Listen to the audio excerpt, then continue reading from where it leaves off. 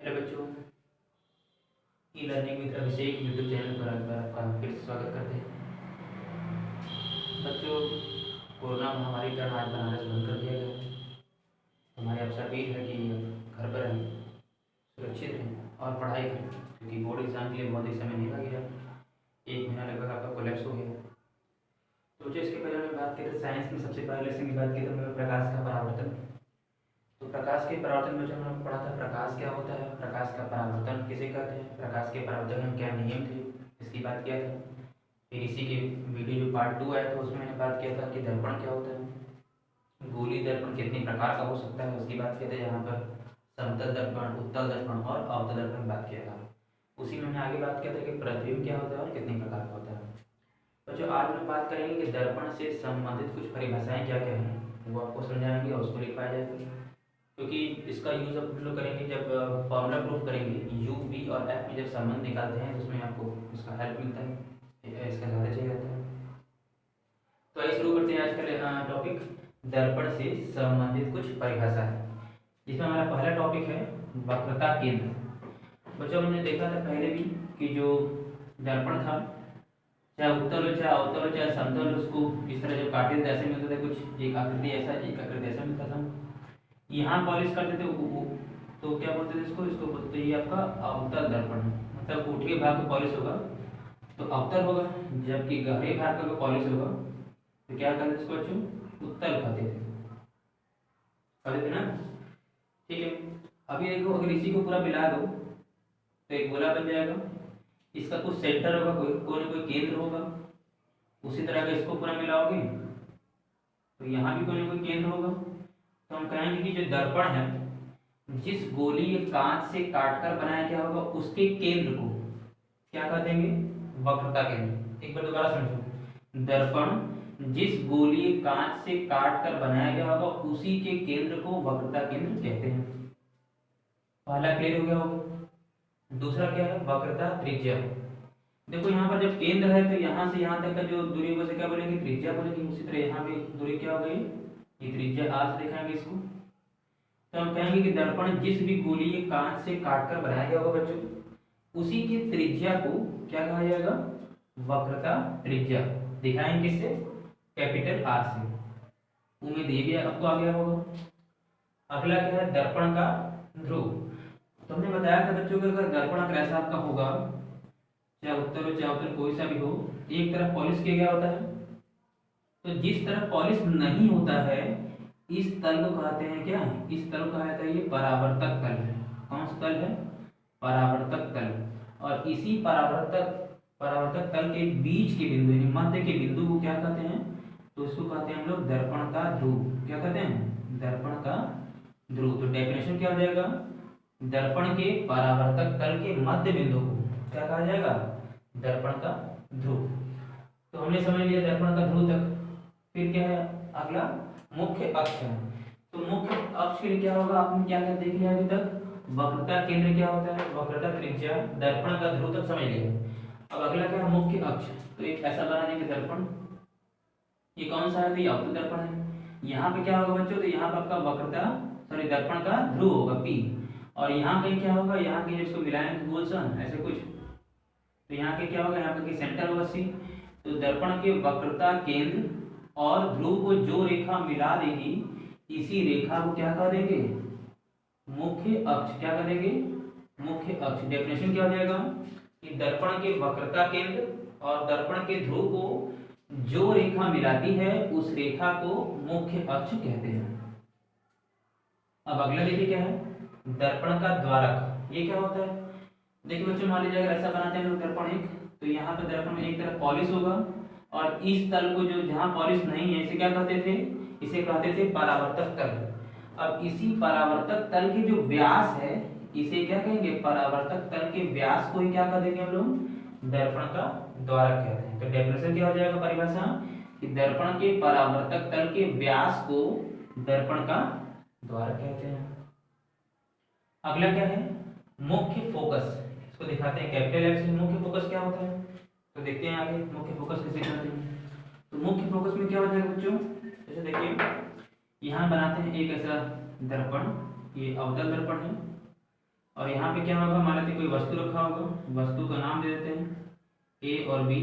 यहाँ आपको पता है यहाँ कहीं क्या होगा, आपका वक्रता केंद्र होगा। ये कौन है आपका, ये दर्पण का ध्रुव है। अब यहाँ से कोई वस्तु से चलेगी, कौन चलेगा, प्रकाश किरण चलेगा। और प्रकाश किरण तो सीधी रेखा में चलता है, इसका मतलब वस्तु से चलने वाली समांतर प्रकाश किरण। यहाँ पे ऐसा लिखा सकते हैं कि इस मुख्य अक्ष के समांतर चलने वाले प्रकाश किरण है। आगे दर्पण है, टकराएगा तो प्रकाश वापस आएगा, तो कौन सी घटना होगा, परावर्तन घटना होगा।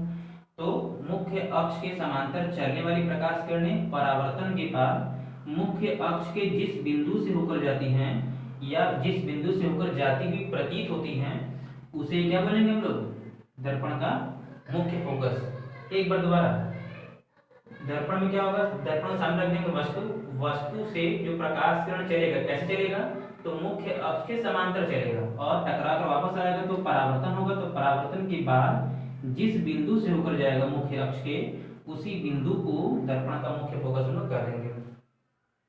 और लास्ट क्या है बच्चों, फोकस दूरी। ये क्या होता है, तो दर्पण के ध्रुव और मुख्य फोकस के जो बीच का डिस्टेंस है, ये जो दूरी दिख रहा है ना, ये दूरी क्या कहलाएगा, ये दूरी कहलाता है बच्चों फोकस दूरी। दिखाते हैं स्मॉल f से। तो डेफिनेशन क्या हो जाएगा, दर्पण के ध्रुव एवं मुख्य फोकस के बीच की दूरी को दर्पण का फोकस दूरी कहते हैं। और दिखाते हैं किससे, स्मॉल f से दिखाते हैं। चलो चलो सब क्या करते हैं, बारी बारी से डेफिनेशन आपको लिखा देते हैं ताकि आप लोग कॉपी में नोट कर लीजिए।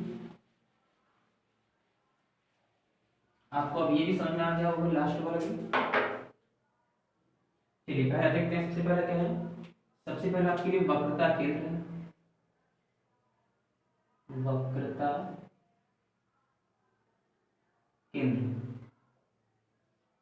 इसमें क्या होगा, दर्पण जिस कांच के गोले से, दर्पण जिस कांच के गोले से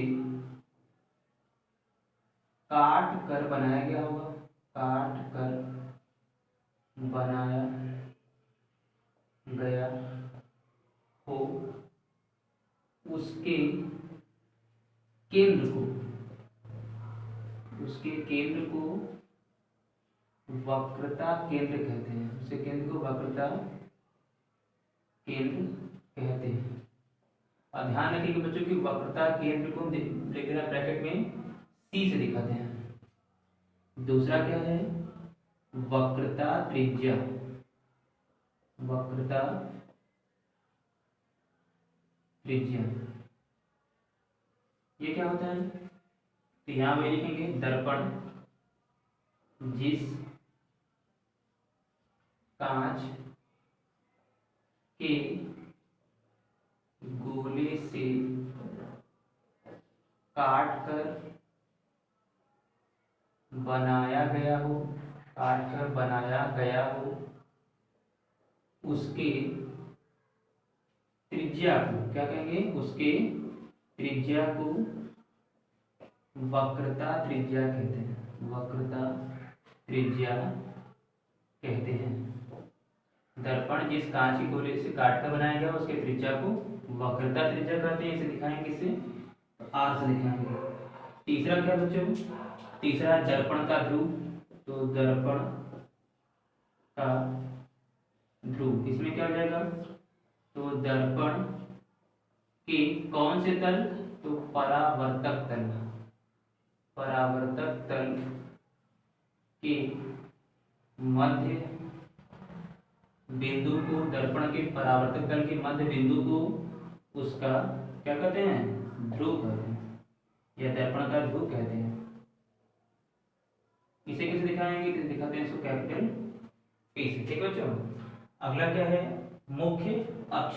फोर्थ वाला क्या है, मुख्य अक्ष। ये क्या होता है, इसको देखिएगा, तो दर्पण के ध्रुव और या एवं वक्रता केंद्र ना, वक्रता केंद्र को जो रेखा मिलाएगी या फिर मिलाने वाली रेखा, मिलाने वाली रेखा को क्या कहते हैं, मुख्य अक्ष कहते हैं, मुख्य अक्ष कहते हैं। ठीक है। अगला क्या है, पांचवा, दर्पण का द्वारक।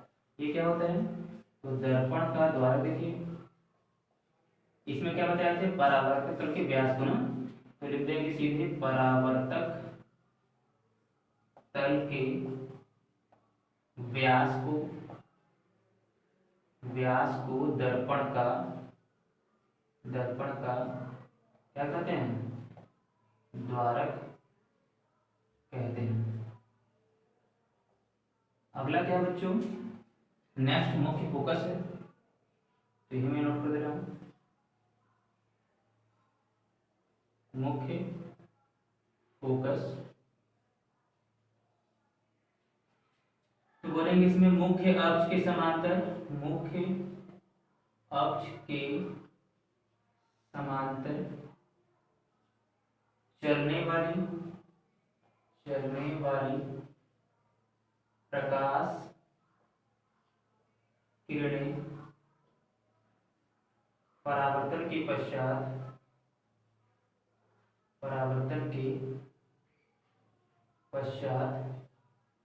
मुख्य अक्ष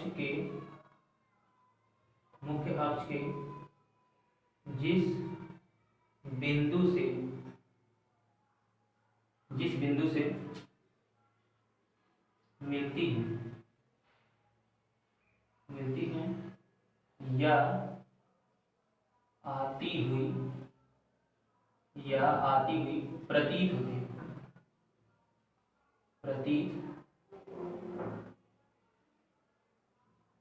है, उसे क्या कहते हैं, उसे मुख्य फोकस कहते हैं, मुख्य फोकस कहते हैं, उसे क्या कहते हैं, मुख्य फोकस कहते हैं। ठीक, और दिखाएं इसको कैसे, कैपिटल एच दिखाते हैं मुख्य फोकस में। और लास्ट में क्या है बच्चों, सातवां, फोकस दूरी क्या होता है, फोकस दूरी इसको दिखाएंगे स्मॉल एफ से, तो बोलेंगे दर्पण के ध्रुव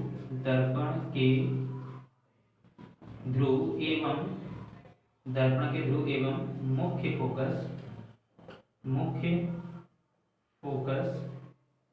के बीच की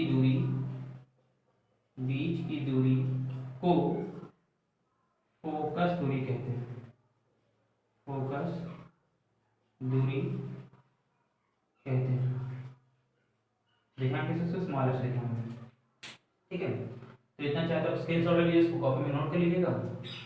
तो बच्चों आपके चैनल कैसा लगा, इसे आप लाइक कीजिएगा, सब्सक्राइब कीजिएगा और कमेंट कीजिएगा, और बच्चों अपने फ्रेंड्स को शेयर कीजिएगा ताकि मुझे भी अच्छा लगे और मुझे प्रोत्साहन मिले नए वीडियो बनाने के लिए। मिलते हैं फिर अगले वीडियो में, धन्यवाद।